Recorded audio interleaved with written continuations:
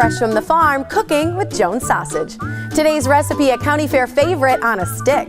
Hey, I'm Tiffany Ogle. Dust off that waffle iron and have a blast with the kids making waffle dogs. Whether a fan of Jones pork, chicken, or turkey sausage, this recipe is sure to excite your inner child. All Jones Dairy Farm products are packed with protein and high-quality, simple ingredients made in Wisconsin.